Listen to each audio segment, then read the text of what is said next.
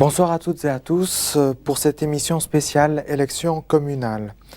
Nous profitons de vous rappeler que Télésaxon est apolitique et c'est dans un souci de neutralité que nous avons choisi ce soir pour animer cette émission un journaliste professionnel qui n'a aucun rapport avec notre commune, Monsieur Daniel Piotta. Daniel Piotta a collaboré à Radio Chablais, à Télé 12. Il est actuellement journaliste à la radio suisse romande. C'est à vous, Daniel, avec vos invités. Merci. Donc, si on se voit ce soir, bien sûr, mais vous le savez, c'est à cause des élections communales de 2004. Évident, et ça je vais leur dire à la fin du débat, que la balle automatiquement finira dans votre camp à vous qui nous regardez, c'est-à-dire c'est toujours quand même la citoyenne et le citoyen qui va faire ce qu'il veut en son âme et conscience plus tard. Tout d'abord, on va me présenter les candidats. On va commencer bien par vous, Madame Catherine CP PDC, vous êtes candidate sortante. À côté de vous, Christian Roth, qui lui est sous l'égide MSI CLI. Vous êtes nouveau, mais vous vous présentez déjà à la vice-présidence de la commune. À côté de vous, Daniel Vouillot, du même parti, et puis Léo Farquet, président de la commune depuis 12 ans et qui repart pour un mandat de 4 ans cette année s'il est élu. À côté, eh bien, les deux candidats radicaux, tout d'abord Raoul Vaudan, nouveau, et puis Bruno Schroeter, qui lui a déjà rempli cette fonction de conseiller municipal. Je rappelle également que le Parti radical oppose au poste de juge, pardonnez-moi, Pierre-Yves Puy. Alors, ça sauterait aux yeux de celui qui fait une première année primaire. Il y a 7 sièges, il y a 6 candidats, donc il y a un grand absent. C'est un représentant, c'est la MSI qui n'a pas présenté de candidats cette année. Alors, avant d'entrer dans d'autres sujets où là on va pouvoir débattre, il serait quand même intéressant d'expliquer aux gens qui nous écoutent, qui nous regardent, un petit peu comment les choses se passent dans ce cas de figure-là. Il est évident, Léo Farquet, qu'en tant que président de la commune, vous êtes dans le fond le mieux placé alors pour expliquer ça de façon très pragmatique. Dans le fond, qu'est-ce qu'on fait dans ces cas-là ? Alors, on essaye de remplir le poste. Je veux dire, ce qui va se passer au niveau de la répartition des sièges, un des partis autour de cette table va bénéficier d'un siège complémentaire. Et selon la loi, donc ce seront les parrains qui devront désigner le candidat conseiller ou le futur conseiller ou la future conseillère communale, puisque le scrutin proportionnel est un scrutin donc de partis. Donc, on vote, avant de voter des gens, on vote des partis. Et la première répartition qui se fait, c'est une répartition entre les listes. Et après les listes, on a au fur et à mesure les candidats qui sont sur ces listes qui sont élus selon le nombre de voix qu'ils obtiennent. Donc, dans le cas d'espèce, 6 candidats pour 7 sièges. Automatiquement, un parti autour de cette table va faire ce siège complémentaire et les parrains, les personnes qui ont signé la présentation des candidats autour de cette table, devront désigner le futur conseiller ou la future conseillère communale. Donc là, la population ne retournera pas aux urnes pour ça d'aucune façon. Si on ne trouve pas, ou s'il faut vraiment un Winkelried qu'il faut pousser d'une façon absolument avec l'enthousiasme qu'il y a eu pour le Conseil général dans la commune de Saxon, où c'était vraiment quelque chose qui était absolument indispensable, où de nombreux citoyens ont voté pour le Conseil général, il y avait des tas de gens qui voulaient venir à ce Conseil général avec 30 personnes.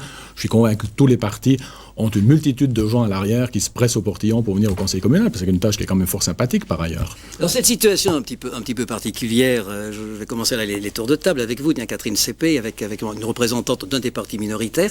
Est-ce que vous voyez ça comme une sorte d'avantage pour vous ? En disant, tiens, on a un rôle à jouer, on a peut-être un siège à prendre, ça vaut la peine de se battre, ou vous voyez ça plutôt comme une situation boiteuse ? Non, moi je pense que ça vaut effectivement la peine de se battre parce qu'il y a le parti MSI qui a pas présenté du tout de candidat. Donc on sait qu'il y a un poste potentiel à pourvoir et on se dit oui, il faut se battre parce que à Saxon, il y a déjà le parti MSI qui a déjà 3 sièges. On sait que s'il va avoir le 4e, il aura la majorité absolue au conseil. Donc il faut essayer de se battre pour empêcher ça, essayer d'avoir par exemple pour le parti PDC un 2e siège. Même idée, je pense, du côté radical. Oui, tout à fait. C'est vrai que les partis doivent se battre pour obtenir un siège supplémentaire. On doit chercher cette personne complémentaire. On trouvera certainement après. Chacun des partis, je pense, a déjà des noms à l'arrière qui pourront proposer ou que les parrains pourront proposer. Mais c'est vrai que pour la population, ça a l'air un petit peu trouble. Il semblerait, beaucoup de gens nous le disent, 6 candidats pour cette poste, c'est un petit peu mesquin. Est-ce qu'on n'aurait pas pu faire un effort pour en présenter plus ? Mais c'est vrai qu'actuellement, les périodes sont difficiles de motiver des gens. On avait fait la proposition du Conseil général pour augmenter la motivation des gens. Ça n'a pas passé, c'est clair. On l'a admis, mais ça devient quand même un peu difficile de trouver des personnes qui veulent s'engager pour la politique. Mais en même temps, j'aimerais revenir là-dessus. Est-ce que vous ressentez, je vous poserai la question à vous tout d'abord, Raoul Vaudan, puis de nouveau à vous, Catherine Seppi, puisque vous êtes seul PDC ici, c'est vrai qu'il y a une sorte un peu de déséquilibre entre le nombre de gens qui représentent chaque parti. Est-ce que vraiment c'est pour vous une opportunité ou c'est quelque chose qui est plus gênant pour la commune? Est-ce que vous dites, là, il y a une chance justement d'avoir un siège de plus, il y a une chance de faire que le MSI soit un peu moins majoritaire? Oui, c'est clair que la chance elle existe. À partir du moment qu'il reste 1% de chance, il faut toujours le tenter. Je pense que tous les partis minoritaires, les deux partis minoritaires tentent de convaincre son électorat de se mobiliser pour aller voter. Mais il y a un phénomène qui est peut-être important à dire, c'est que peut-être beaucoup de gens pensent que ce n'est pas nécessaire de se déplacer pour aller voter, puisqu'il y a 7 conseillers à élire, ils sont 6. Alors, beaucoup de jeunes pensent que ce n'est pas nécessaire d'aller voter. Et là, il est important de rappeler à la population que, avant tout, comme l'a dit M. Farquer, c'est le vote des partis et après le vote des hommes. Et pour ça, il faut les gens qu'ils se mobilisent pour aller voter. C'est primordial. Même appel à la mobilisation du côté du PDC? Oui, parce que, comme vous l'avez dit justement, le MSI ne présente pas de candidat. Aux dernières élections, le MSI avait fait 230 listes, donc il y a potentiellement 230 listes à attribuer à un parti, donc c'est déjà un grand potentiel. Il y a en plus tous les nouveaux arrivants qui votent pour la première fois à Saxon, donc c'est un potentiel énorme à essayer de conquérir et d'avoir au sein du parti, quoi. Alors l'hémicycle, il fait quoi? Il se frotte les mains en disant c'est peut-être l'opportunité pour être 4 contre 3, donc avoir une majorité absolue? Absolument pas. Donc, vous savez que c'est beaucoup plus facile pour un président de commune de gouverner avec des forces intelligentes et surtout avec des hommes et des femmes intelligentes. Moi, j'aimerais juste rappeler une chose. Lors de la dernière législature, le MSI-CLI était parfaitement minoritaire à la commune. Donc, il y a eu une alliance du MSI, donc qui n'a pas déposé de liste, du Parti radical et du Parti démocrate chrétien, qui n'ont rien trouvé de mieux qu'à enlever au vice-président en place les travaux publics. Donc, on avait quelqu'un de hyper compétent. On lui a enlevé les travaux publics par un effet de minorités qui se sont mises ensemble. Donc, moi, ce que je veux dire par là, c'est pas qu'on se frotte les mains, qu'on se frotte pas les mains. Donc, le peuple décidera où va ce siège, mais si par bonheur il nous arrive ce siège, c'est en tout cas pas pour en abuser. Donc il faut bien comprendre une chose, dans une commune, à partir du moment où les élections sont finies, moi je dis toujours, je suis un peu le plus ancien autour de cette table en politique, quand le match de reine quadriennal est terminé, on est au pied du mur et on doit tous ensemble travailler dans l'intérêt de la collectivité. Donc d'idéologie, de politique partisane au niveau du conseil communal, ça n'existe pas. Nous sommes une entreprise et on doit, en fonction de cette entreprise, en prenant en considération les éléments humains, on doit tous ensemble trouver des solutions pour l'ensemble de nos concitoyens. Donc où qu'aille ce siège, finalement, c'est pas trop important, mais s'il nous échoue, on n'aurait en tout cas pas ce qu'on a eu comme désastre la dernière législature, où c'est absolument catastrophique. On enlève à quelqu'un qui a des compétences, par le jeu d'une alliance de minoritaires totalement stupide, il faut le dire, on enlève des travaux publics à quelqu'un qui est compétent pour arriver aujourd'hui à une masse de travaux publics qui auraient dû être faits, qui n'ont pas été exécutés. Et dans notre programme, on a beaucoup de travaux qu'on doit exécuter, qui étaient des travaux qui se trouvaient dans la législature, dans le programme quadriennal 2000-2004. Alors, finalement, on veut travailler tous ensemble de manière intelligente et nous sommes tous autour de cette table des minoritaires, certains un petit peu plus ou un petit peu moins que d'autres. Un mot des autres, je ne vous vois pas réagir, ni le PDC, ni le PRD. Non mais bon, je vais essayer de terminer Léo Farquet de sa phrase. Bon, ça me fait sourire qu'on considère qu'un vote qui est fait en début de législature est un vote stupide. Hein. Ça me fait bien sourire.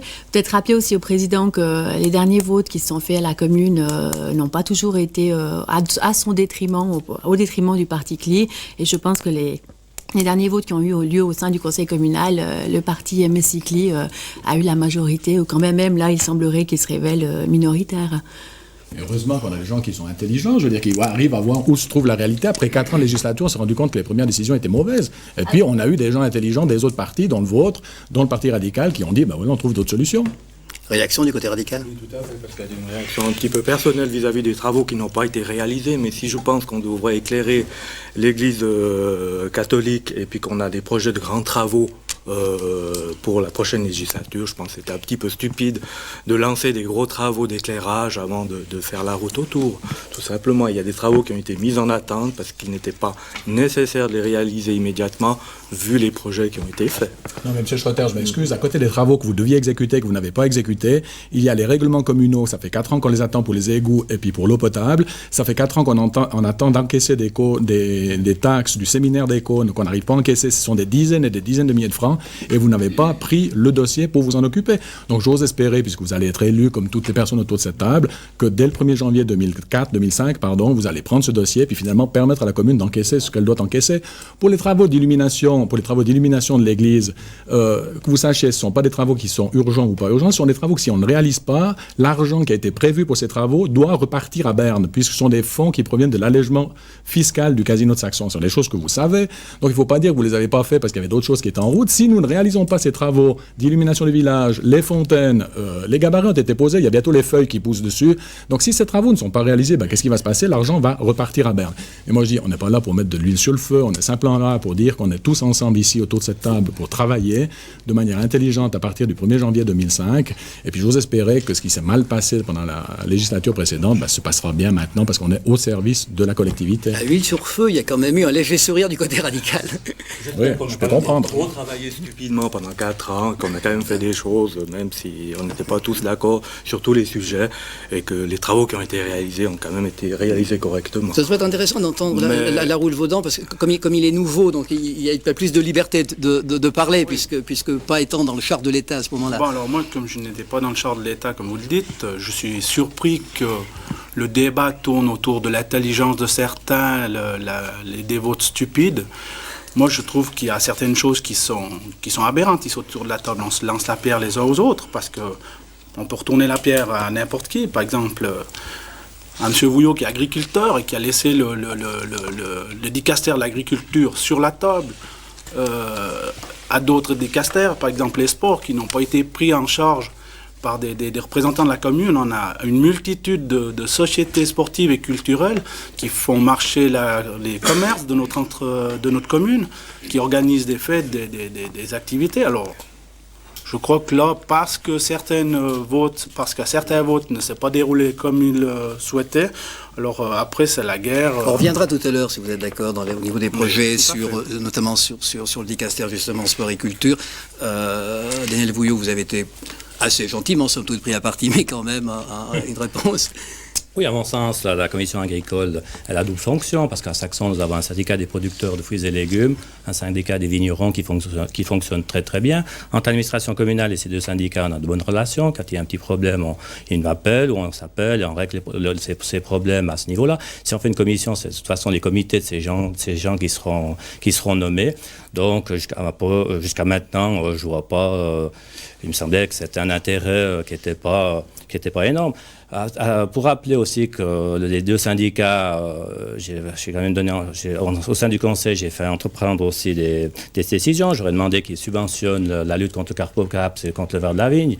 Je rappelle aussi que la commune, l'administration communale, c'est aussi une des seules communes qui finance la Fédération valaisanne des producteurs de fruits et légumes, qui donne des subventions, ainsi que la Fédération valaisanne des vignerons. Il n'y a pas beaucoup de communes qui font ce geste-là, donc c'est aussi des dossiers qu'on est en train de regarder. Il y a des dossiers aussi de subventions autres qui peuvent intervenir. Par exemple, maintenant, on a une étude qui se réalise au niveau de la station de pompage avec des pompes électriques, un arrosage de 20 hectares, où on va aller chercher des subventions aux améliorations foncières. Tout ça se fait en discutant avec des agriculteurs de la région, de la place. Moi, je pense que le dossier agricole évolue à Saxon. Il y a peu de communes qui ont aussi un dossier qui est aussi évolué que ça.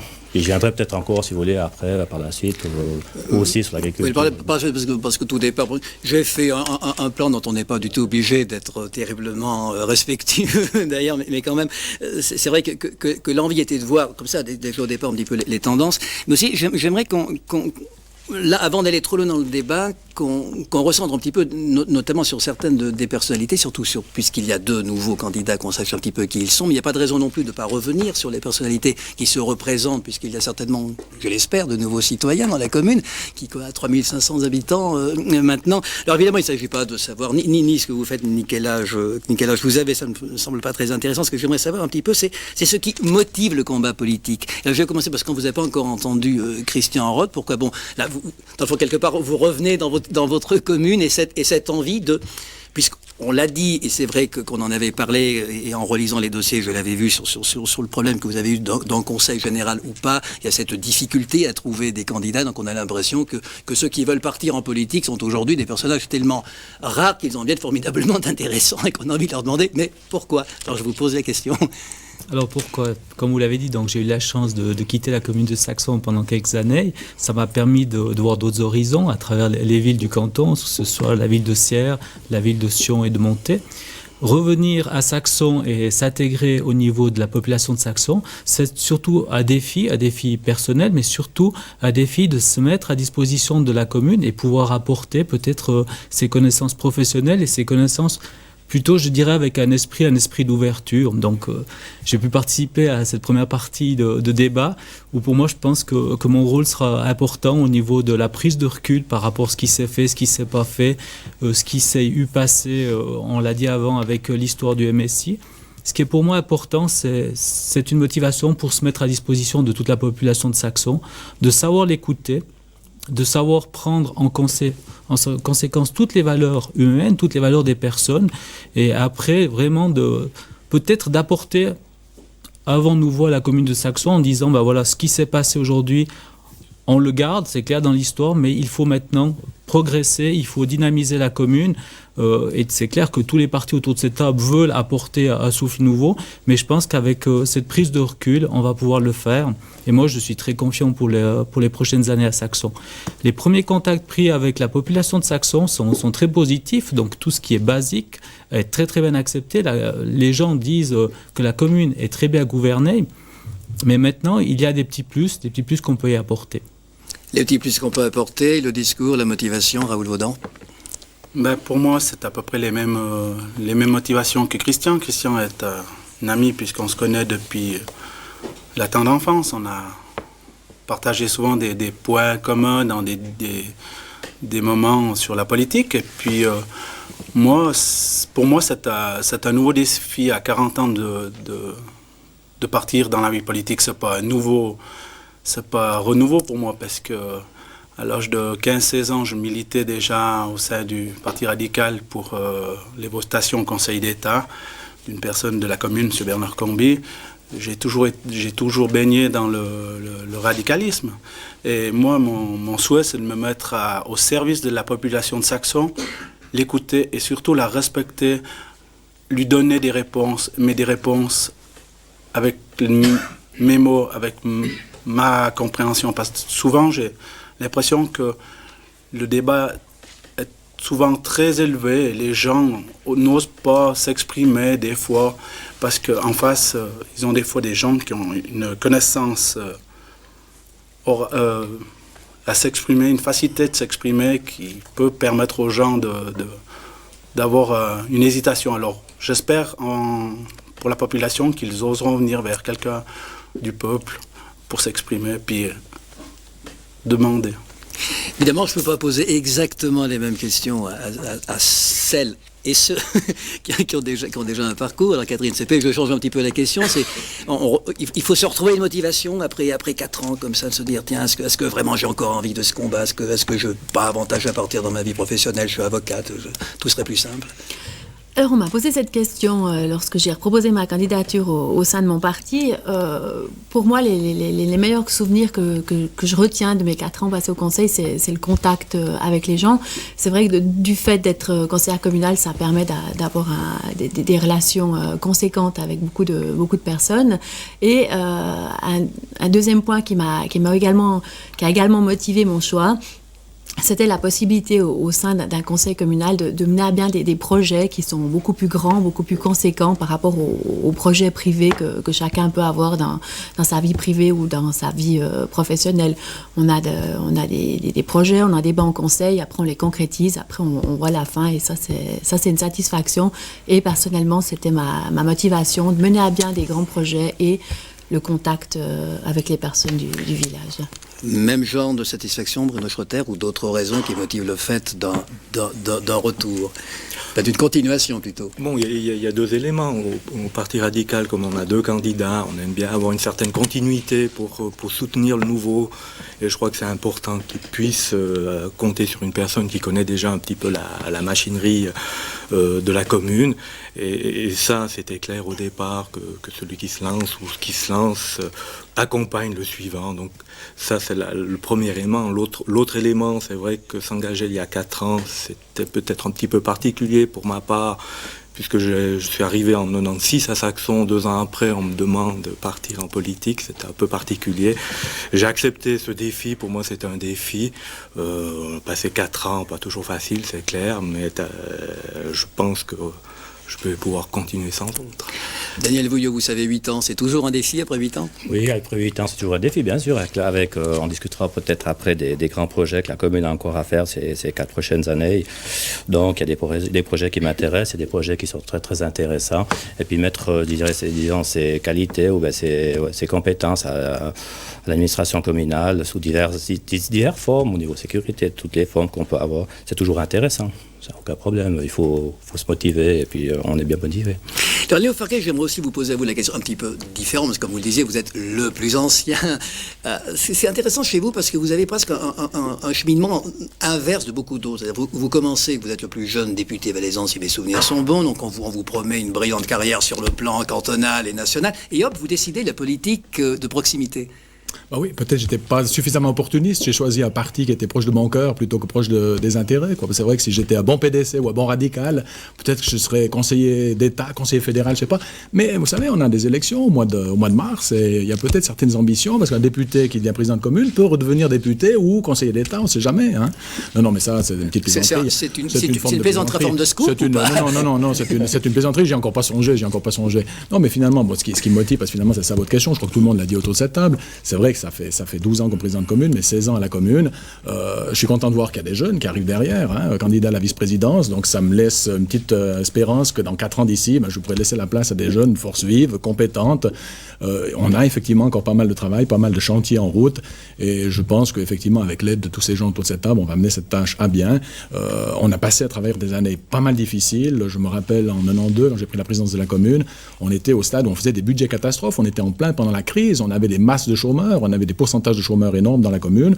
On a totalement redressé la situation au niveau financier, et on a maintenant un petit peu de vache grasse devant nous avec les fameux 8,5 millions du casino qui sont arrivés à la société d'exploitation du casino. Donc on a une situation financière extrêmement saine, et on peut aller de l'avant donc avec ces projets. Donc c'est une espèce de continuation, mais afin que les choses soient claires, je n'entends pas être le François Rouillet de Saxon. J'ai un projet de carrière qui pour moi arrive prochainement à échéance, peut-être une petite surprise au niveau du canton, des choses qui passent dans ma tête, mais enfin au niveau de la commune, en principe, c'est quelque chose qui devrait s'arrêter relativement rapidement. Si vous êtes d'accord, on va tout à l'heure en deuxième partie repartir d'une façon plus précise justement, et dans le fond sur la santé financière, sociale de la commune, et sur les projets et les rêves de cette commune. J'aimerais bien, parce que c'est une chose c'est un petit peu un cheval de bataille personnel, je dois le reconnaître, qu'on recentre un petit peu sur les partis politiques. Parce que moi, ces dernières années, où de plus en plus les hommes politiques parlent de moins en moins de politique, dans le fond, ils vont parler argent, ils vont parler projet, c'est ce qui est tout à fait normal, ils vont parler pragmatique. On voit aussi que les partis politiques perdent un peu de leur identité, changent suivant les régions. Je pense que le radicalisme ne se vit pas du tout la même chose à Martine ou à Monté qu'il peut se vivre sur Saxon. Alors j'aimerais juste, avant d'aller peut-être plus dans le vif du sujet, d'avoir un peu cette approche théorique, dans le fond, c'est quoi être PDC à Saxon en 2004 ? Qu'est-ce qui différencie le fait d'être PDC que d'être d'un autre parti ? Qu'est-ce qui fait la spécificité, dans le fond, politique, idéale, un peu philosophique, sans aller trop loin ?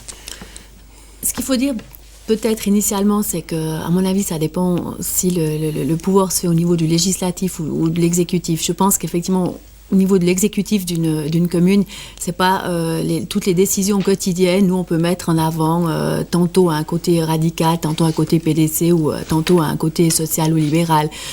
À ce niveau-là, je pense que dans un point de vue législatif, le point de vue du parti est plus mis en avant.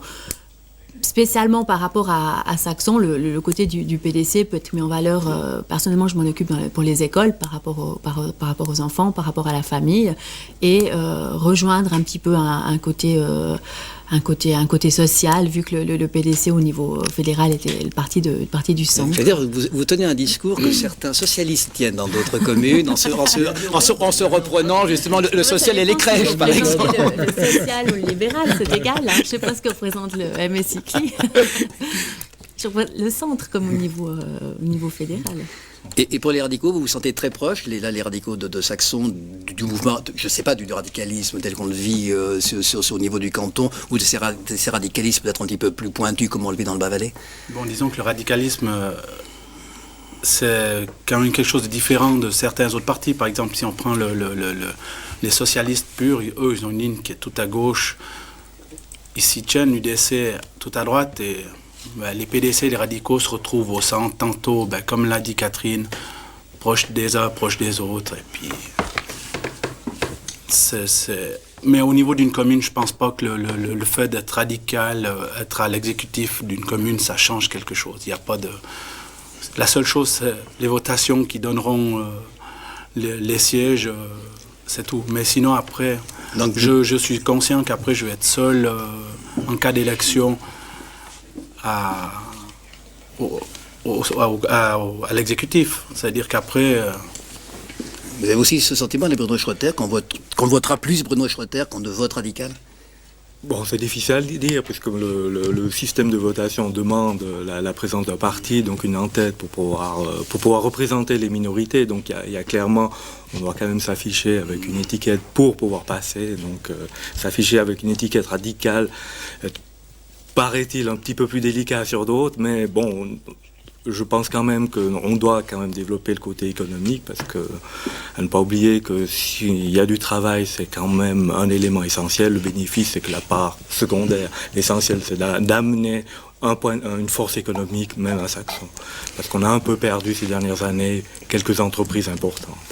Alors, on va y revenir, mais comme on a fait le tour des partis, il y a alors, évidemment pour le Huron, le monsieur qui vient totalement d'ailleurs. Moi, il est évident que le MSI, c'est celui qui pose le plus d'interrogations, parce que d'abord, c'est pas un de ces partis bourgeois traditionnels que l'on rencontre un petit peu partout. Donc évidemment, les Saxonins doivent le savoir, mais peut-être pas tous non plus. Alors, c'est le mouvement social indépendant et centre libéral indépendant. Alors, mouvement et centre indépendant, social et libéral. Est-ce bien raisonnable de mettre les deux mots ensemble? Est-ce qu'il n'y a pas une espèce d'antagonisme comme ça à la fois sur une philosophie politique qui se veut à la fois sociale et libérale? Est-ce que c'est pas un petit peu difficile de marier les deux, Léo Farquet?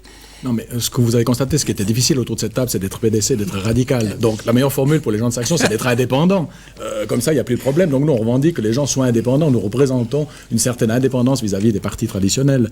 Donc, et je crois que ce qui a été dit autour de cette table est juste. Il y a au niveau d'un exécutif communal, il n'y a pas de doctrine politique. On n'est ni de gauche ni de droite.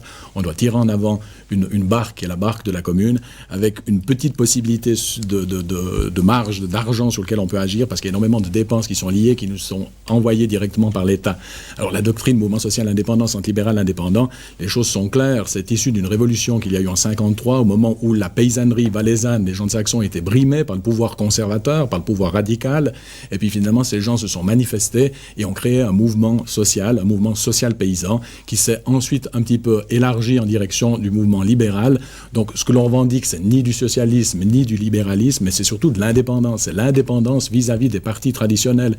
Et au niveau d'une commune, on n'a pas besoin de doctrine, qu'elle soit de gauche ou de droite ou du centre. On a besoin de gens qui soient indépendants vis-à-vis des décisions qu'ils ont à prendre dans l'intérêt de la collectivité.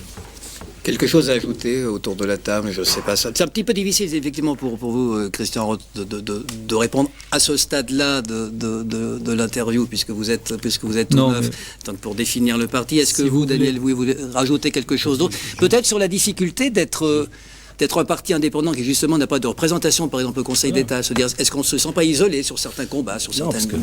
Je dirais nos sympathisants ont la liberté sous le plan cantonal et fédéral. Voilà, c'est aussi une chose essentielle. Ils se rattachent à notre parti, à notre mouvement indépendant pour ce qui touche la commune. Et liberté à eux de choisir ce qu'ils veulent, dans le sens qu'ils veulent, pour l'État et la Confédération. Alors maintenant, venons-en un petit peu à la commune.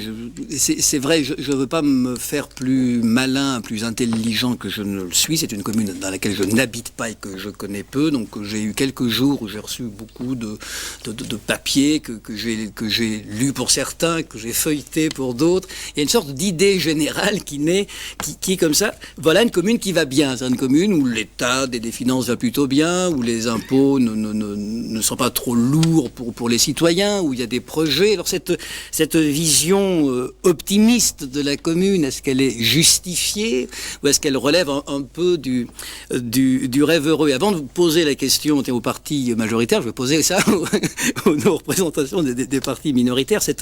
Je ne dirais pas cette euphorie, mais ce constat d'une commune saine où tout va plutôt bien. On voit même là, par exemple, Saxon se classe au 7e rang dans toute la Suisse romande, c'est une étude de bilan. Au 3e rang des communes valaisannes pour l'indexation d'impôts sur les barèmes 2004. Cette sorte de commune qui va bien, qui est en bonne santé, est-ce que c'est un constat, Catherine Seppé, que vous faites, ou bien si vous vous penchez quand même sur la commune en vous disant, il ne faut pas exagérer non plus sur le bonheur intégral, il y a ça qui ne va pas? Alors non, c'est exact que la commune de Saxon se porte très bien, pour deux raisons à mon avis. La première raison, c'est qu'il y a beaucoup de projets dits d'intérêt public qui ont pu être faits par les fonds provenant du casino, lors de l'exploitation du casino. Et maintenant, il y a ces 8,5 millions qui sont rentrés dans les caisses de la société d'exploitation du casino, par conséquent également dans les caisses de la commune. Donc effectivement, la commune se porte bien. Maintenant, il y a deux choses à rajouter. Par rapport à ces papillons qui sont envoyés, il semblerait que c'est le parti majoritaire qui a tout fait. Peut-être préciser qu'au sein du Conseil, il y a 7 membres autour de la table. Il n'y a pas que le parti majoritaire qui a concrétisé tous les projets qui font que la commune de Saxon fonctionne bien, mais également les partis minoritaires qui sont occupés de différents dicastères, ils sont aussi pour quelque chose. La dernière chose, pour dire, effectivement, Saxon se porte bien, mais il faut chaque fois aller de l'avant. Non seulement maintenir l'acquis, mais essayer d'améliorer l'acquis en améliorant toutes les structures qui sont déjà existantes quant à son fonctionnement et créer de nouvelles infrastructures. Pour les radicaux. Non, c'est clair que la commune de Saxon va très bien du point de vue financier. Donc là, le bilan est clair. Vu l'argent qui est rentré et qui fait qu'on a 20% de plus d'argent ou d'entrée financière par rapport à d'autres communes qui est de même ordre de grandeur. Donc à ce niveau-là, on a beaucoup de chance pour pouvoir faire des investissements. Je trouve qu'actuellement, Saxon a un certain développement parce qu'il attire beaucoup de gens vu cette situation un peu particulière et qu'on doit réfléchir par rapport à cette évolution où on voit beaucoup d'arrivées de l'extérieur, on a beaucoup de constructions qui se font et maintenant on doit suivre avec les infrastructures par rapport à ces nouveaux arrivants. On ne veut quand même pas finir comme une banlieue de Martigny ou de Sion, on doit quand même créer à l'intérieur quelque chose. D'accord, mais quand on lit votre dépliant, on se dit, tiens, pour les radicaux, Saxon va pas mal, mais un petit peu mal à sa démocratie quand même. Un petit peu, tout à fait. Tout à fait. Non, c'est clair.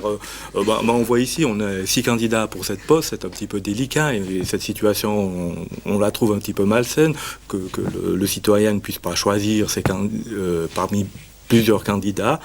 On a proposé le Conseil général parce qu'on pensait que la démocratie avait quelques soucis, ou la forme de démocratie actuelle ne représentait plus tellement une situation qui permettait d'évoluer vers l'avenir. Bon, le Conseil général n'a pas passé, on l'a admis sans autre, mais on voit maintenant de nouveau une difficulté. On continuera notre combat pour que les minorités puissent être représentées et qu'on puisse toujours pouvoir nous exprimer. Alors vous réagissez comment? Là de nouveau, je suis obligé, désolé, mais demander à ceux qui ont fonctionné, à vous Daniel Villou et puis à vous Léo Farquet en plus en tant que président, quand on dit il s'accorde quand même un petit peu les mérites de tout. C'est grâce au MSI Click que les abricots poussent bien aussi. Je veux dire, est-ce que si on vous accuse un peu d'autocratie, vous l'acceptez, vous dites non, c'est pas vrai. Non, il faut que, si on parle de dictature éclairée, c'est peut-être un petit peu plus juste, mais ça je l'ai dit également avec le sourire. Non, mais je veux dire, dans tout bon conseil d'administration, il faut des gens qui décident. Et les gens de Saxon me connaissent puisqu'ils me font confiance depuis 16 ans, donc ils savent que je suis quelqu'un qui aime empoigner un dossier, avancer dans le dossier, tant sur le plan communal que sur le plan personnel que sur le plan professionnel. Le dossier du casino est un dossier extrêmement lourd. On a abouti à 8,5 millions qui rentrent dans les caisses de la commune de Saxon au sens large, société d'exploitation du casino. Mais il a fallu quand même imposer des décisions au niveau du conseil communal, convaincre. Quand je dis imposer, c'est convaincre, c'est imposer par la conviction. Alors bon, si on me reproche des talents de conviction, moi je veux bien, c'est un reproche que j'accepte beaucoup. Si on me reproche de bien faire mon travail, de trop bien faire mon travail, c'est un reproche que j'accepte beaucoup. Par contre, alors le reproche que je n'accepte pas, c'est de dire que c'est tout le MSI-CLI qui a fait ça, c'est pas juste. Moi, je suis le premier à reconnaître autour de la table du conseil les forces vives et les forces intelligentes, et il y en a eu depuis 16 ans que je suis à la commune, de multiples et de nombreuses. Donc, encore une fois, on ne s'attribue pas la totalité des mérites. Il y a effectivement cette force de 3, mais je veux dire, si effectivement on était si mauvais, si mal que ça, si c'était une dictature tellement atroce, c'était facile pour les 4 autres, parce que je vous rappelle qu'on a toujours été minoritaire, comme tous les autres partis autour de cette table, nous sommes que 3, et 3 sur 6, ça ne fait pas la majorité, parce que ce soir on est 6 candidats, mais 3 sur 7, pour faire une majorité, il en faut 4. Vous remettez 2 PDC, un MSI, dissident de chez nous, donc en principe, nous n'est pas spécialement favorable, et un PDC, ça fait 4 contre 3, ça fait une majorité. Donc, encore une fois, la dictature, cette dictature, elle était en tout cas sacrément minoritaire. Donc, je veux dire, si vraiment on avait pris des décisions qui étaient mauvaises, à l'évidence, les forces intelligentes des autres partis auraient dit non, le président Farquet est complètement à côté du sujet, j'aurais eu mes propres gens de mon parti qui auraient été contre moi, et on aurait pris de toute autre décision qui aurait peut-être abouti à quelque chose de tout à fait différent. Donc je crois qu'encore une fois, au niveau du conseil communal, à partir du moment où vous avez un dossier qui est clair, vous expliquez les choses, vous dites voilà, c'est l'intérêt de la collectivité, à force d'étudier des dossiers, de les présenter, on arrive à convaincre les gens que c'est l'intérêt général qui est au bout du compte, au bout de la décision qu'on apprend. Et vous savez, comme président de commune, très souvent, on se pose 1000 questions, on dit mais comment faire pour prendre cette décision? Quel est l'intérêt général? Qu'est-ce qui est dans l'intérêt général? Alors très souvent, lorsqu'autour de la table, on n'arrive pas, après avoir réfléchi, on n'arrive pas à trouver la solution. Je leur dis, faisons comme si c'était pour nous, comme si c'était pour notre famille. Alors, est-ce que c'est un dictateur qui fait ça? C'est le bon pater familias qui dit, ben voilà, si c'était pour la famille, on aurait agi dans ce sens-là. Et très souvent, la bonne décision intervient. Réaction de la part de la candidate PDC ou d'un des 2 candidats radicaux à ce qui vient d'être dit? Alors oui, si effectivement le MS-CLI était autant minoritaire que Léo Farquet le prétend, on aurait dû faire un papillon, le parti radical, le MSI, le parti PDC, voilà, on aurait dû intituler différemment, voilà tout ce qu'ont fait les partis PRD, PDC, MSI durant ces 4 dernières années. Voilà, tout simplement. Vous n'avez pas fait de papillon, vous, les Non, PDC. ça va venir, c'est le dernier papillon qui créera la surprise. Réaction des radicaux par rapport à la déclaration de Léo Farquet? Bon, d'un point de vue de l'extérieur, puisque je ne sais pas comment ça fonctionne, mais il y a un dicton qui dit qu'il n'y a pas de fumée sans feu. Monsieur Farquet dit qu'il est bon patriarche, pater familial. Il aurait dû aussi arriver à créer une unité forte au niveau de l'exécutif, parce qu'il est de notoriété publique qu'il y a des fortes tensions dans le conseil communal, et c'est peut-être avec des nouvelles forces vives, avec Christian et avec moi-même, qu'on pourra amener peut-être un renouveau au niveau de l'exécutif, où plus de calme et moins de tension, parce que il faut quand même pas cacher la vérité. Il y a des tensions qui sont vraiment depuis 4 ans, puisque au début de cette émission, c'est déjà parti d'entrée sur l'attribution du service des travaux publics.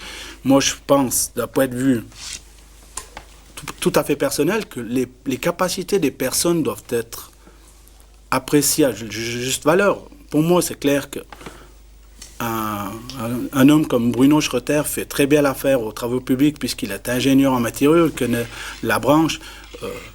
D'autres personnes comme Jean-Marc Dupont au niveau social, il faisait très bien l'affaire puisque c'était son domaine. Alors utilisons les capacités des personnes à leur juste place. Mais comment vous utilisez les capacités du vice-président qui a été giclé des travaux publics? Il avait mal travaillé pendant 8 ans ou bien? Non, mais M. Pedroni était de la branche de la construction. Mais pendant 8 ans, il n'était pas dans la construction. Mais comme il n'est pas là pour se défendre, voilà. Donc on va peut-être pas parler des gens qui ne sont pas là. Ce côté conciliateur, il faudra faire du boulot, pas de conciliateur, du côté du hémicycle apparemment. Vous sentez cette mission aussi? Là, il faudra y aller. Merci M. Baudin pour sa confiance, puisqu'il m'a cité. Surtout, ce qui est important, Catherine disait avant... par rapport au papillon électoral du MSI-CLI, moi je pense que ce qui est important, c'est que le mouvement MSI CLI a agi et non réagi. Donc, il est clair que ce qui a agi donc, en 10 ans est clairement qu'est-ce qui s'est passé. Donc, il y a un bilan qui est fait sur ce papillon et il y a un programme. Donc, les citoyennes et les citoyens de Saxon ont reçu dans leur boîte aux lettres carrément un bilan et un programme. Il est clair que les citoyennes et les citoyens de Saxon sont conscients que ce travail a été fait en équipe. Il y a eu des malentendus. Maintenant, à nous de continuer et de promouvoir non pas un exécutif dans lequel on se bat, mais par contre un exécutif qui veut progresser, un exécutif qui veut être dynamique et aller dans le sens de la population pour maintenir ses acquis. Comme ça a été cité dans le bilan, je pense qu'on peut être fier d'avoir une commune qui a été gérée et qui aujourd'hui se trouve au hit parade. Donc nous avons un slogan, vous avez parlé de doctrine, la doctrine du mouvement indépendant elle est très simple, c'est qualité de vie à Saxon, notre défi quotidien. Et tous ensemble, on peut réussir avec les valeurs des citoyennes et des citoyens de Saxon. Et c'est là-dessus vraiment que je pense qu'on peut progresser et avancer pour le futur de Saxon. Daniel Vouillot, vous m'avez fait signe. Oui, par exemple, moi je reconnais mon président, quand il n'est pas convaincu d'une certaine chose, il remet à l'ordre du jour. S'il faut mettre 2 fois, il mettra à l'ordre du jour. Par exemple, un centre détail, si un conseiller a trop dans son dicaster, il peut le redistribuer. Moi j'ai pris la place des Grenouilles, la place de Godefroy, au centre de Godefroy, c'est moi qui ai dû prendre ce dossier. C'était pas dans mes attributions. Donc si un conseiller autour de la table qui a trop, il peut se décharger aussi. Donc il y a aussi, je pense, aussi une certaine entente entre conseillers, dire voilà, tu t'occupes de ce dossier. La rue du Pont, j'ai demandé plusieurs fois si c'était moi qui devais la faire. Ça n'a jamais été. C'était mis au budget par mois en 2002. En 2004, c'est toujours pas fait. Donc la personne qui s'occupe de ce dossier m'aurait dit tout simplement, écoute, puisque tu es là, parce que tu veux t'occuper, on te donne le travail. C'est aussi une certaine ambiance, c'est aussi une confiance entre les autres collaborateurs. Moi, si un collaborateur met quelque chose à l'ordre du jour, je lui fais confiance, il vient avec un préavis. Voilà un petit peu la situation. Il y a un soupir lourd de sens du côté de la candidate PDC. Oui, ça me fait sourire parce qu'au début de la législature, effectivement, il y a eu ce fameux vote où les minoritaires qui ont formé la majorité ont enlevé les travaux publics à M. Pédronier. Et ce qu'il faut souligner, c'est qu'il s'en est suivi que M. Pédronier et M. Daniel Vouillot ont décidé de ne pas prendre de dicaster. Alors après, c'est simple de dire, écoutez, si vous avez trop à faire, M. Schroeter, on vous décharge. Effectivement, on arrive pour sauver tout son monde après 3 ans en disant, moi, vous n'avez pas fait la rue du Pont, vous n'avez pas fait la place des Grenouilles en sauveur. Je viens aider Bruno Schroeter aux travaux publics. Un dernier mot sur ce sujet de la part de quelqu'un ?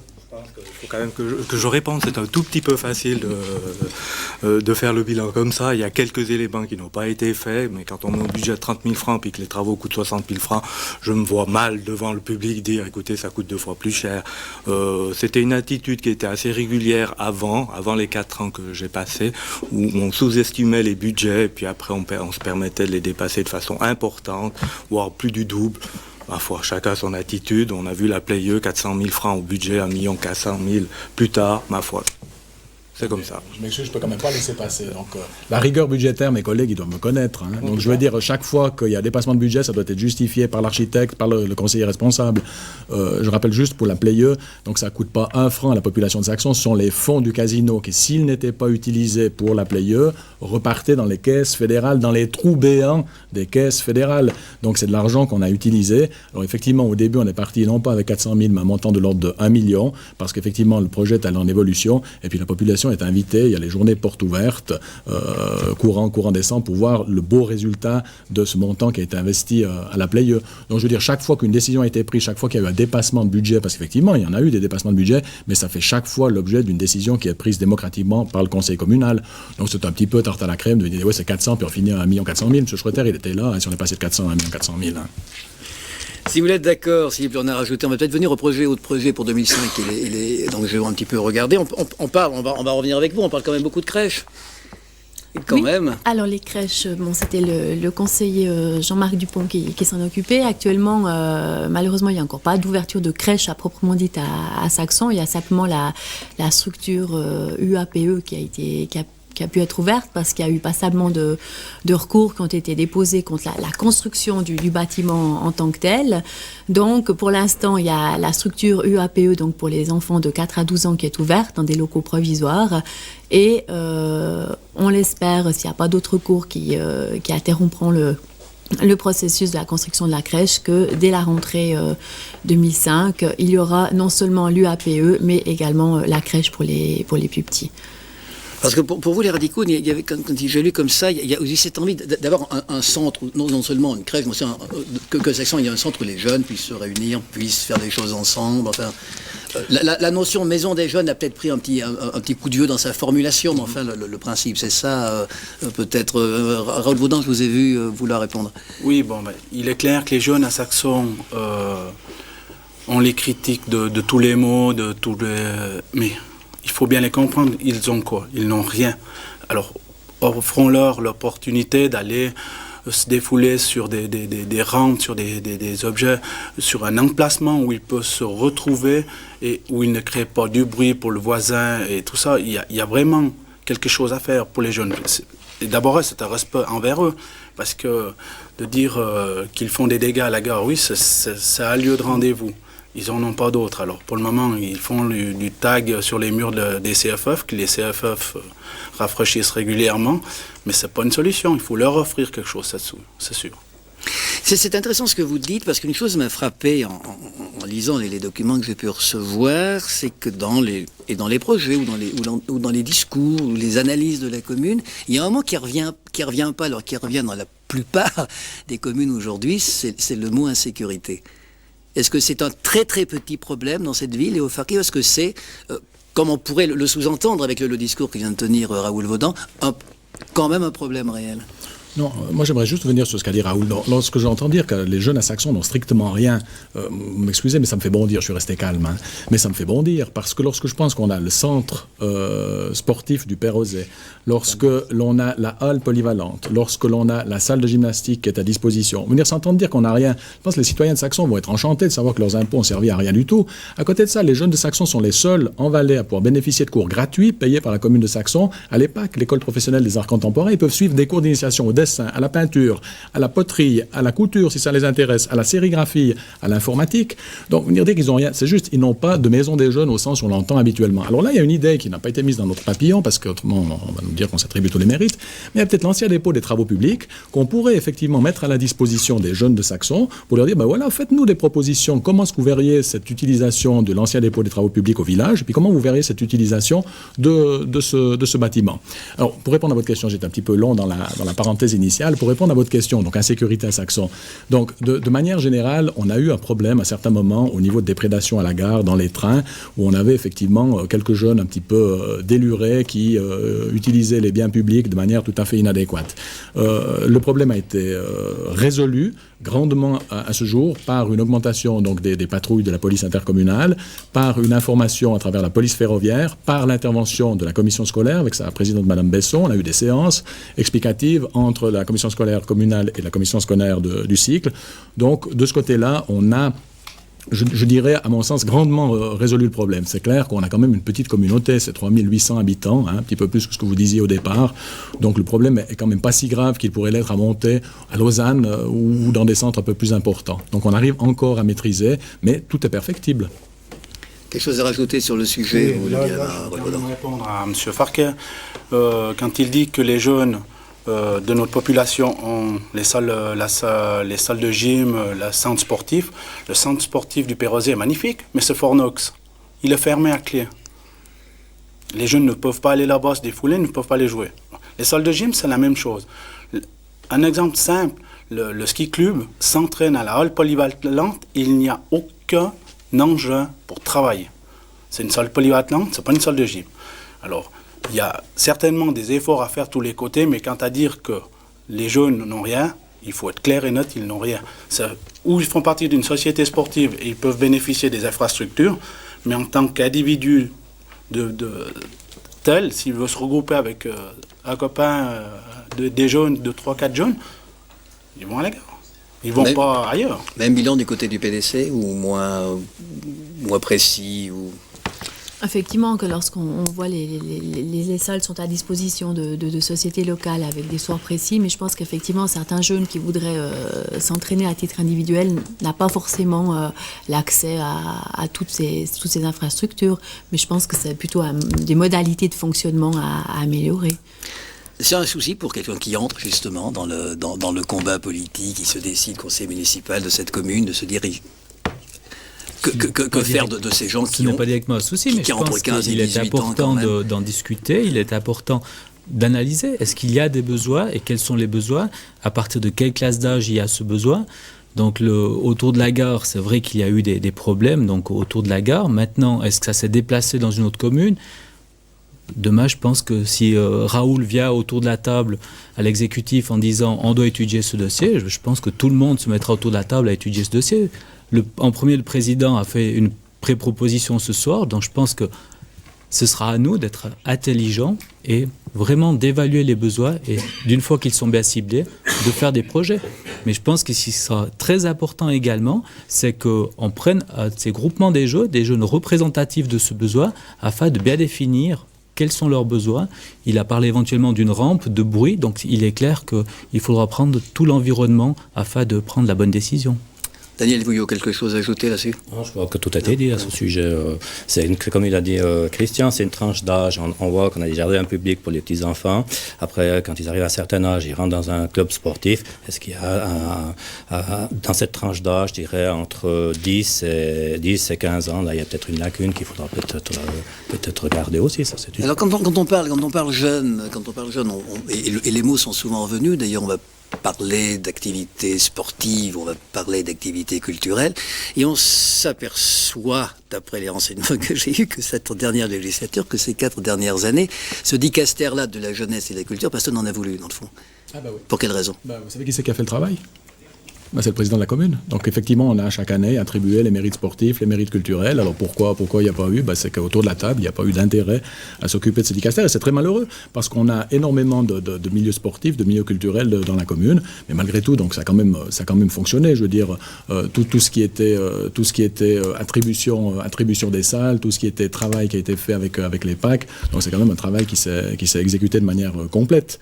Ça a été fait effectivement par le président pour ce qui était décisionnel au niveau d'avancer par rapport aux mérites sportifs, on l'a fait encore, donc il y a l'attribution des mérites sportifs le 17 décembre, bien évidemment c'est le conseil entier, à partir du moment où un dicaster n'est pas pris par un conseiller, c'est l'ensemble du conseil qui s'en occupe. Donc les dicasters qui n'ont pas été pris, finalement il faut quand même que la machine fonctionne, et c'est l'ensemble du conseil sous l'autorité du président qui s'occupe et essaye d'avancer. Alors effectivement c'est un petit peu malheureux qu'on n'ait pas eu de conseiller ou de conseillère directement responsable du dicaster, parce que c'est clair que cette personne peut insuffler une espèce de motivation complémentaire qui, à partir du moment où elle n'existe pas, la personne responsable directement, les choses auraient pu être faites de manière un petit peu plus complète. Alors donc, pourquoi je vois par exemple aussi, vous, dans votre papillon, vous insistez là-dessus, sur l'encouragement aux sociétés sportives et culturelles. Non, tout à fait. C'est vrai que par rapport à la situation qu'il y a eu, on a vécu un peu sur le fonctionnement courant par rapport aux éléments sportifs et culturels. Il paraît que j'avais trop de dicasters, donc je ne voulais pas encore prendre celui-ci, c'était clair. Donc finalement, c'est vrai que pour ces 4 prochaines années, c'est quand même un élément à prendre en compte. Mais par rapport aux jeunes, il ne faut quand même pas oublier que quand on était jeune, on était facilement autonome. Les canaliser uniquement dans le côté sportif ou culturel avec des éléments, avec des adultes qui les surveillent dans tous les sens, c'est des fois assez difficile. Donc il faut bien avoir une vision où les jeunes ont une certaine indépendance et puis leur apporter cette indépendance, même si on doit investir dans les infrastructures. Catherine Cépé, je sens que vous aviez envie de dire quelque chose. Oui, par rapport à la culture, s'il est vrai que c'est le conseil communal, sous l'impulsion du président et de l'administration, qui décidait de l'attribution des mérites sportifs et culturels, toutes les demandes qui ont été faites à la commune en rapport avec la culture, que ce soit des demandes de subventions par rapport à des projets de BD ou des projets de films, ou des projets également de subventions de spectacles humoristiques, c'est moi qui les ai traités parce que j'avais intérêt à le faire. Donc c'est un peu erroné de dire que personne ne s'est jamais occupé de la culture au conseil, car il y a même des personnes sur ce plateau qui ont fait des demandes, et puis c'est moi qui m'en suis occupée pour essayer de trouver un subventionnement pour favoriser la culture. Juste une précision, on a créé un fonds culturel où chaque année on introduit un montant de l'ordre de 12 000, si mes souvenirs sont bons, on met un montant de l'ordre de 12 000, et puis les gens qui ont des projets culturels peuvent effectivement proposé ce projet à la commune, et c'est effectivement Catherine Sépé qui s'en est occupée.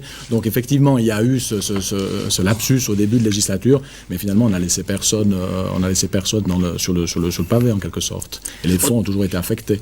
Autre problème, parce que je ne pense pas qu'on va pouvoir traiter de tous les sujets ou de tous les projets qui sont en circulation, mais je les avais un petit peu retenus comme ça, ceux qui m'ont marqué ou dont j'avais entendu parler. Il y a aussi un EMS qui serait prévu ou qui devrait plus ou moins exister. Je crois qu'il y a un centre privé pour le moment qui accueille plutôt des cas lourds de gens qui sont atteints de très lourdes maladies. Donc est-ce qu'il y a un besoin pour la commune aujourd'hui d'avoir vous peut-être, qui a un EMS communal? On en fait part donc dans notre tout ménage. Ce qu'il faut savoir, c'est qu'actuellement, donc, il y a un moratoire cantonal, donc jusqu'en 2008. Le but, c'est, dans la prochaine législature, c'est de préparer un projet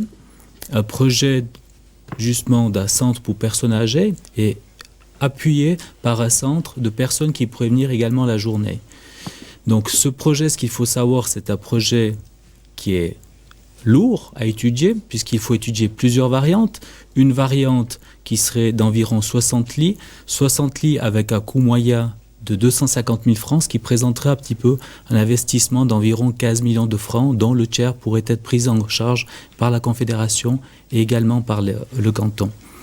Également en parallèle, donc, il y a, par rapport à la réorganisation des hôpitaux en Valais, l'hôpital de Martigny, est-ce qu'une aile de l'hôpital de Martigny serait attribuée à des lits pour personnes âgées ou bien pas? C'est une chose que l'on doit prendre en considération dans ce projet. Et l'idéal, c'est vraiment d'analyser la situation par rapport à la demande qu'il y aurait au sein du village de Saxon, également dans les environs. Est-ce qu'il y a éventuellement des possibilités de synergie avec les communes environnantes? Donc nous l'avons mis dans notre papillon électoral, donc un projet pour être prêt lorsque il y aura donc cette libération du moratoire en 2008. D'accord, quelqu'un veut dire quelque chose sur le sujet. Là, je ne pense pas dans les projets. Il y a toujours, parce que c'est un peu le serpent de mer souvent de beaucoup de communes, mais ça se fait beaucoup et je trouve ça très bien. C'est la mise en valeur de la commune, notamment à travers son éclairage. Alors là, on a toujours les deux sons de cloche, que c'était une formidable idée où on devrait placer l'argent pour autre chose. Alors ça se vit comment à Saxon, ce projet d'éclairer les fontaines, éclairer les quartiers les plus charmants de la commune?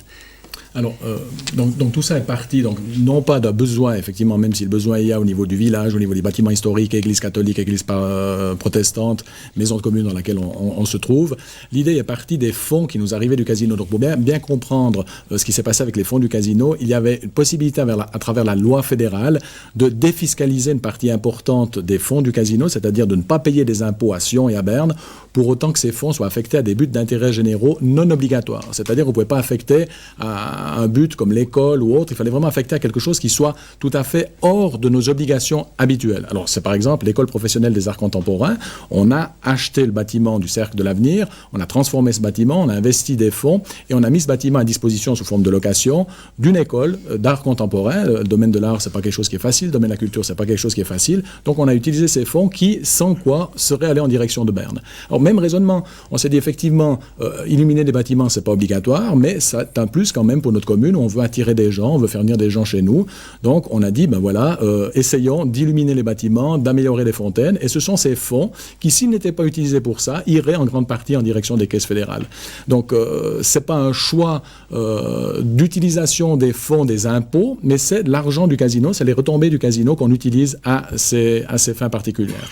Alors, c'est un choix comme la Playeux, par exemple, ça aurait pu être un autre choix, mais si nous ne faisions pas ce choix-là, cet argent, on ne l'aurait pas eu, il serait retourné dans les caisses fédérales. Et on n'aurait pas eu les moyens, alors que les choses soient claires, on n'aurait pas eu les moyens avec les rentrées fiscales de faire ce que l'on a au projet et de faire ce qui a déjà été partiellement réalisé, comme par exemple, j'ai dit, les Pâques, la Playeux, l'illumination de la tour qui a été refaite, et puis ce qu'on a au programme pour la prochaine législature. Accord là-dessus ou contestation d'un côté ou d'un autre? C'est clair qu'on va poursuivre les projets, c'est en fonction des travaux qui sont aussi liés par rapport à ces projets d'illumination, puisque certains éléments nécessitent quand même une analyse globale et puis une nécessité de voir par rapport aux autres éléments. Alors, en regardant le papillon du Parti radical, il m'a paru que plus que d'autres, vous étiez sensible à une volonté de promouvoir l'économie et de faire que l'économie soit en mouvement et de faire la promotion industrielle. J'aimerais vous entendre à ce propos. Qui veut commencer? Je pense Raoul Vaudin, vous avez pris la parole. Il est assez simple de faire un constat très basique. Je ne vois pas les nouvelles entreprises qui se sont installées à Saxon depuis fort longtemps. On a des terrains industriels à l'ouest de Saxon en direction de Martigny. On a une zone industrielle qui ressemble bientôt plus à une banlieue en décomposition parce qu'il y a des bâtiments en très mauvais état, des halles en très mauvais état. Alors il y a certainement de ce côté-là un travail à effectuer avec les communes, les villes environnantes pour favoriser l'implantation de petites entreprises. Quelqu'un veut rajouter quelque chose à ce sujet-là? Je peux rajouter et monopoliser la parole, donc simplement dire qu'effectivement on est dans une crise économique générale. Il faut bien se rendre compte que malheureusement ce n'est pas que Saxon qui vit ce problème donc de désertification de petites et moyennes entreprises.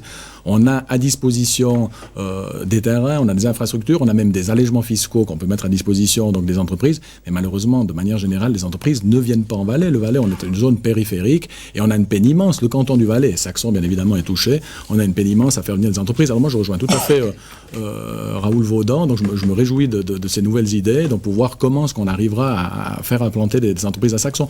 Moi je dis, il ne faut pas oublier une chose, donc faire venir des entreprises à Saxon, on en a un certain nombre qui sont venus, ça n'a pas été que du bonheur, mais il ne faut surtout pas oublier, et ça c'est le tissu économique auquel, comme président de commune, je suis attaché, c'est aux petites et moyennes entreprises qui, elles, sont génératrices d'emplois, sont génératrices d'impôts qui rentrent dans les caisses de la commune, et c'est celle-là aussi qu'on doit particulièrement aider, et c'est ce qu'on doit faire, et c'est ce que l'on a fait jusqu'à maintenant, donc c'est aussi aider ces entreprises, parce que le mirage arabe avec les usines qui venaient produire de l'eau, etc., au bout du compte, c'est Monsieur Rouge, la maison Aigné, qui a repris, et puis c'est notre bon Vaudois qui est allé de l'avant et puis qui a créé les postes de travail d'Alpointer, par exemple. Donc moi, je ne crois pas trop à ces mirages de l'étranger. Ça ne veut pas dire qu'il ne faille rien faire, mais il ne faut pas trop compter non plus sur ces forces extérieures. Et surtout, donner un coup de main à nos entreprises locales, qui, elles, le méritent absolument. Christian Reuth, votre mot, puisque vous venez, vous, du monde économique, professionnellement. Oui, bon, il est clair que de devenir intéressant pour les petites et moyennes entreprises à Saxon, c'est un créneau qui peut être développé, mais en discutant de nouveau avec la population de Saxon, ce qu'on s'aperçoit, c'est qu'il y a une pénurie de logements à Saxon. Alors, je dirais autant qu'on essaie de développer les zones de villa, qu'on continue à faire en sorte que des nouveaux citoyens viennent s'installer à Saxon, ce sera toujours plus générateur d'impôts et générateur pour la commune de pouvoir continuer à progresser. Je pense qu'on a plus de chances aujourd'hui, justement par rapport à la situation économique, de s'intéresser à ce que de nouveaux citoyennes et citoyens viennent s'installer à Saxon, que d'avoir justement ce genre de problème avec peut-être des entreprises qui sont là peut-être au départ pour un intérêt financier par rapport à une imposition et qui après s'en vont. Donc c'est beaucoup plus dur à gérer, je dirais, ce genre d'entreprise. Si on peut en avoir, tant mieux. Mais pour moi, je vois que le développement au niveau des zones villas et zones de construction, il sera plus intéressant pour le futur de la commune. Daniel Vouillot, j'aimerais avoir le point de vue, dans le fond, de l'agriculteur que vous êtes. Est-ce que vous voyez d'un bon œil ou d'un mauvais œil si la commune, tout d'un coup, tombait un peu du côté d'une commune industrielle et perdait cette vocation quasi historique de commune agricole? C'est une grande question parce que, juste pour rappeler, peut-être au niveau agricole, on a quand même 600 hectares de terrain que les agriculteurs travaillent. 600 hectares les plus jeunes ont environ entre 40 et 50 ans. D'ici 15 à 20 ans, ces gens seront à la retraite. Donc, comment va se retrouver la commune d'ici 15 à 20 ans quand il y aura peut-être plus d'exploitants? 600 hectares, 15 hectares une exploitation, ça fait 40 agriculteurs qui doivent sortir, qui doivent venir derrière nous pour reprendre cette agriculture. Question qu'on doit se poser, c'est une question qui doit se discuter. Je pense que c'est une discussion qui doit se discuter au niveau communal avec l'État pour reformer des jeunes. Si on décide d'abandonner, ma foi, il faudra peut-être trouver d'autres solutions. Ma foi, il faudra trouver autre chose.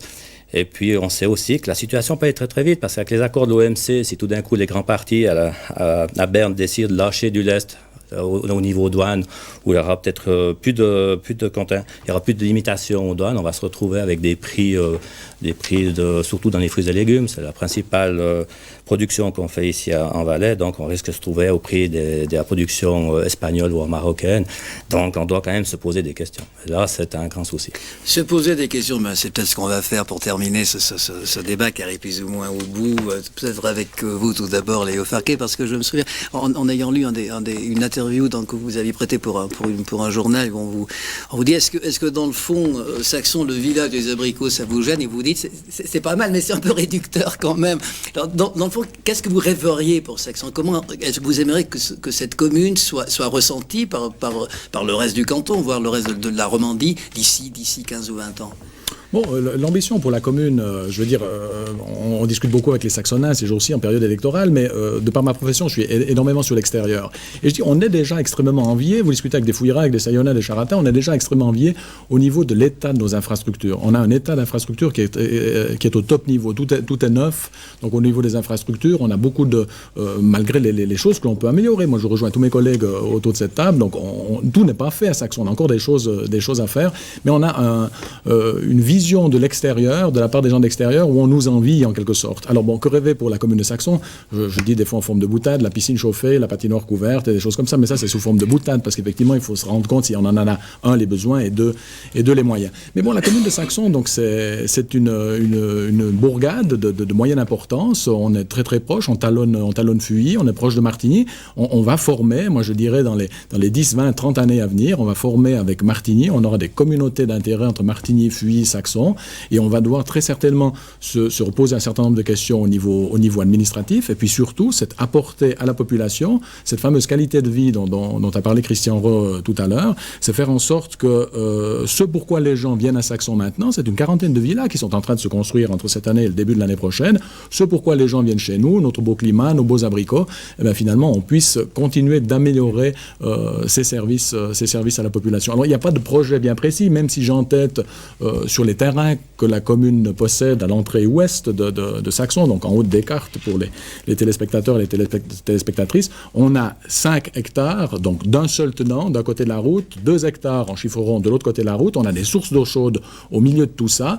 Il y a peut-être aussi une réflexion à porter là. Est-ce que c'est là qu'on peut mettre un EMS, un centre de jour? Est-ce que c'est là qu'on peut avoir un plus grand projet, donc pour rejoindre les idées de Raoul Vaudan, essayer d'aller chercher sur l'extérieur quelque chose qui soit innovateur, pas farfelu, mais qui soit innovateur. Alors là, j'ai quelques petits rêves de ce côté-là, avoir un beau développement et bien évidemment à côté du futur casino qui réouvrira en 2006-2007, on espère, avec l'appui des grands partis, l'appui des grands partis majoritaires qui sont autour de cette table. On est persuadé qu'on devrait pouvoir arriver à avoir à nouveau une décision, cette fois-ci intelligente, cette fois-ci du Conseil fédéral. Le rêve de Raoul Vaudan? Le rêve de servir les citoyens. Plus tard, en plus, quand vous entrez de neuf, de vous dire, tiens, dans le fond, qu'est-ce qui me rendrait fier d'avoir participé à l'histoire de cette commune c'est de servir les citoyens. Voilà, c'est assez simple. Mon rêve, c'est de servir, de me mettre à disposition et de servir les citoyens. Renaud Schroeter, j'ai pas de grand rêve. Vous aviez une réaction comme ça que je vous ai étouffé dans l'œuf. Tout à fait. Par rapport au développement économique, c'est clair.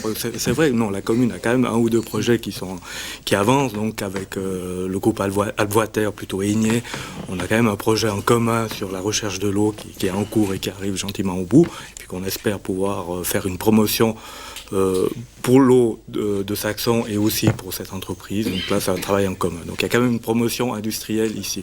Par contre, par rapport aux petites PME, j'ai pas senti, en tant qu'indépendant, beaucoup d'enthousiasme vis-à-vis de la commune de Saxon, vis-à-vis des petites entreprises. Personnellement. Ouais. Toujours au niveau des rêves. Dans la façon dont vous aimeriez que cette commune évolue, est-ce qu'elle soit d'ici une vingtaine d'années? Je vais faire un tour de table. Je pense qu'effectivement, comme on peut le constater, Saxon est une commune qui se porte bien. Le rêve, c'est, je pense qu'effectivement, maintenir cet acquis et l'améliorer le maximum possible. Et où je rejoins le président, effectivement, de pouvoir rouvrir le casino dans une plus brève échéance. Christian Roh. Je crois que pour une bonne partie des gens autour de cette table, c'est surtout le casino. Donc le casino, c'est quand même une histoire à Saxon. Donc nous l'enlever, ça a carrément fait un gros boom dans la commune ainsi que dans toute la population des environnements. Le casino, priorité, et également, donc je pense que c'est maintenir les acquis, parce que d'arriver comme un sportif tout en haut, c'est une chose, mais de maintenir le niveau, c'en est une autre. Donc comme je l'ai dit auparavant, un défi quotidien, c'est surtout l'écoute de la population de Saxon et continuer à progresser par rapport à ces infrastructures. Et pour Daniel Bouillot? Je crois que tout a été dit. Moi, je dis, les citoyens de Saxon, c'est le bien-être de vivre à Saxon, c'est la qualité de nos infrastructures, la joie de vivre, parce qu'ils se retrouvaient de temps en temps dans une bonne ambiance. Voilà un peu ce qui fait le charme de Saxon. Alors moi, j'aimerais poser quasiment de nouveau une question de Huron que je pourrais poser si la discussion avait lieu dans un bistrot. Non, bon, je comprends très bien l'aspect nécessaire et affectif autour du casino, etc. Je trouve étrange que vous ne voyez pas la possibilité, peut-être avec l'EPAC, de vous dire qu'il y aurait quelque chose. C'est étonnant pour une petite commune d'avoir une école professionnelle des arts contemporains à 2 encablures de Sierre qui existe au niveau international avec le festival de bande dessinée, qui vient à Saxon des gens comme Kaza ou Kormezinski qui sont connus dans le monde entier, avec pas très loin Saint-Pierre-de-Clage qui est un village du livre qui est connu en tout cas sur le plan européen maintenant. Est-ce qu'il n'y aurait pas là une carte à jouer aussi pour Saxon avec l'EPAC ? Oui, tout à fait. Donc, je veux dire, au niveau de l'EPAC, donc, il y a un début de rayonnement qui est extrêmement important. Donc, vous avez cité donc, les personnes qui viennent régulièrement. Il y a régulièrement des vernissages qui interviennent à l'EPAC. Donc, c'était un peu la volonté du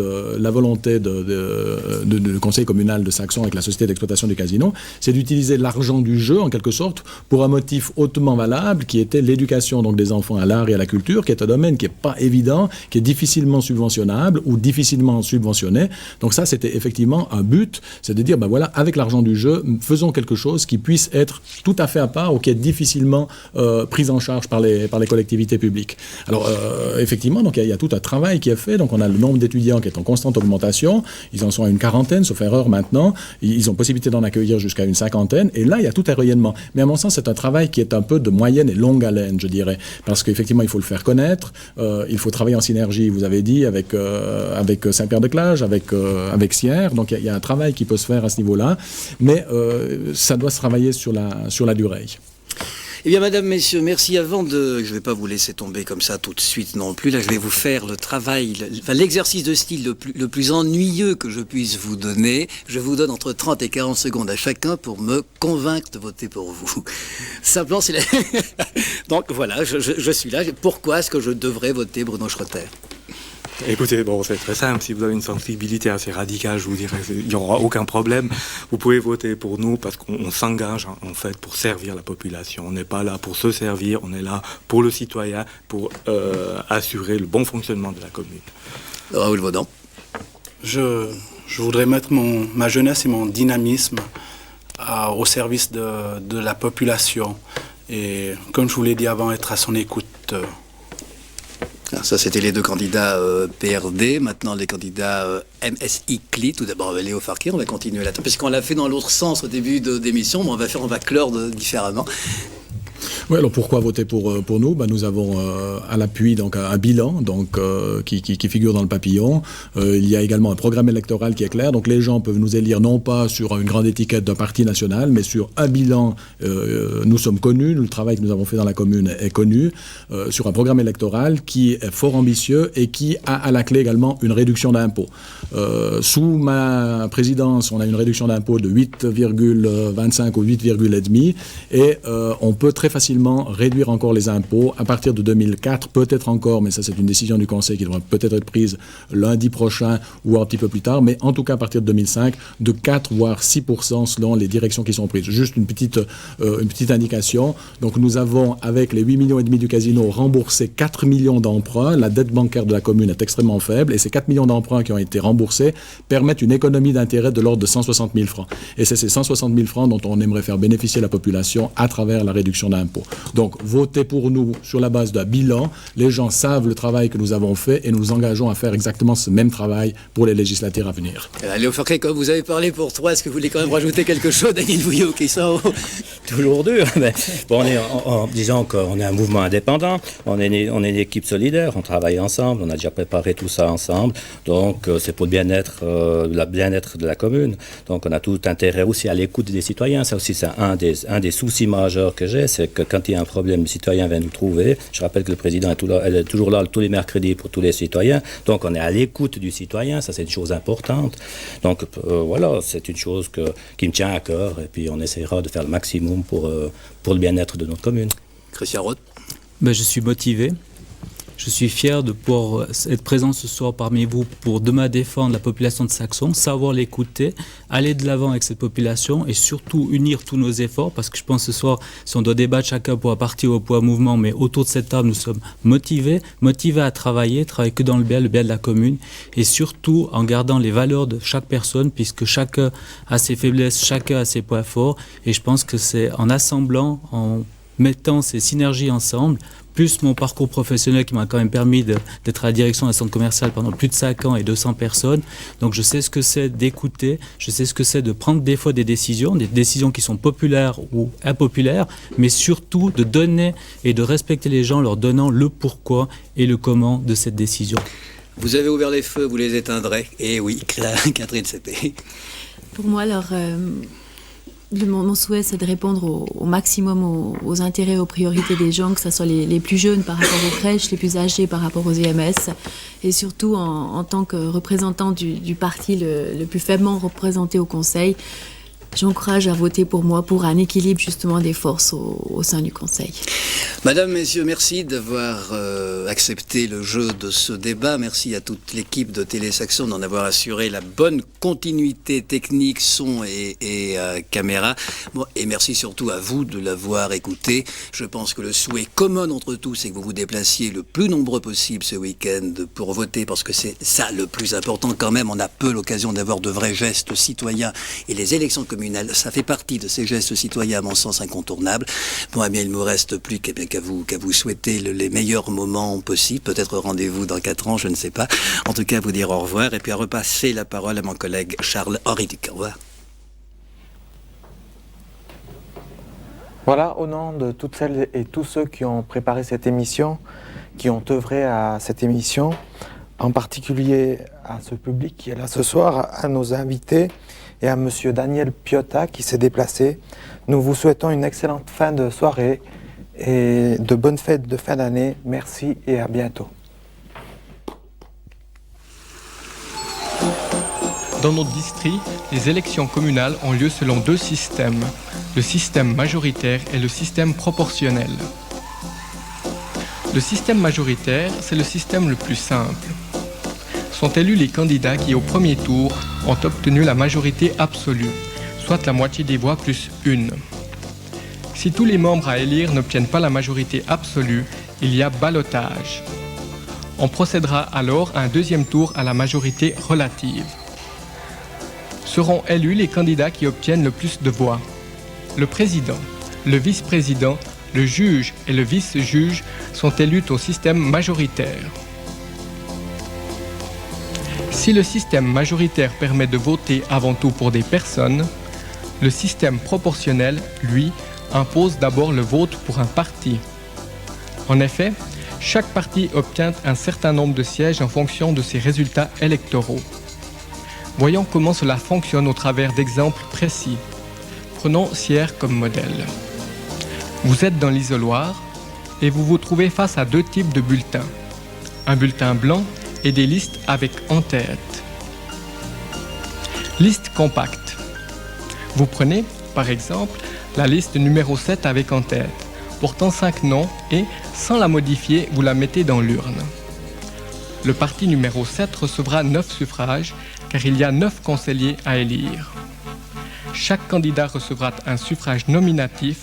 Chaque liste avec en tête vaut donc 9 suffrages de parti. Le biffage. Vous prenez la même liste, mais vous tracez le 3e nom. Le parti numéro 7 recevra encore 9 suffrages, mais vous ne voterez plus que pour 4 candidats. Le panachage. Vous pouvez prendre cette même liste et y ajouter le nom d'un ou de plusieurs candidats d'autres partis. Le parti numéro 7 perdra autant de suffrages que vous aurez rajouté de noms. Chaque nom rajouté apportera un suffrage au parti dont votre candidat est membre.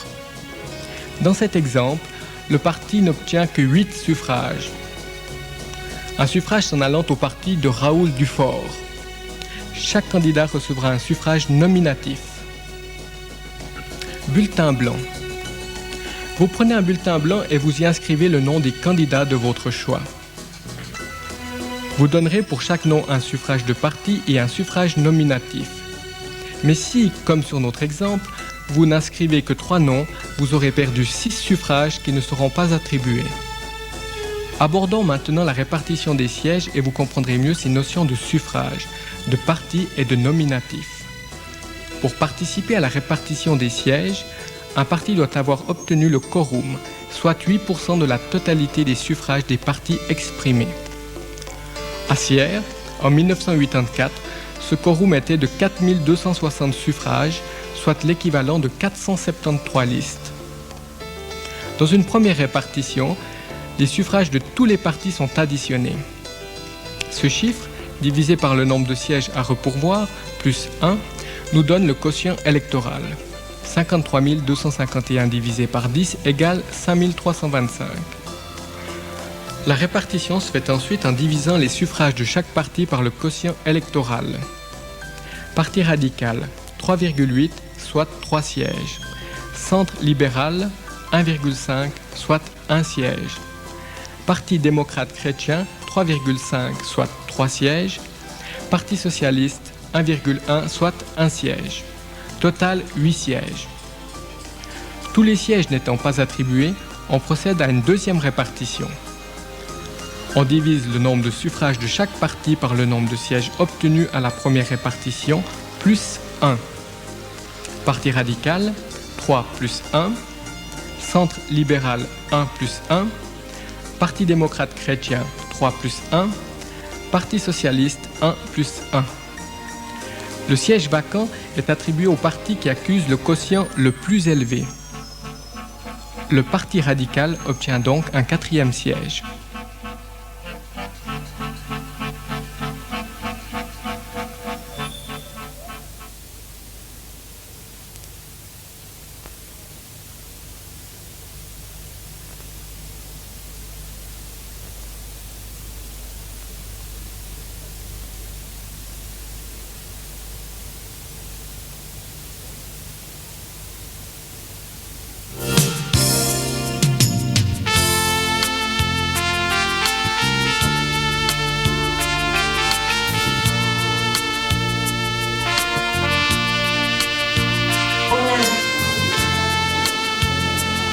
J'aimerais quand même vous rappeler que les œuvres des étudiants sont à acheter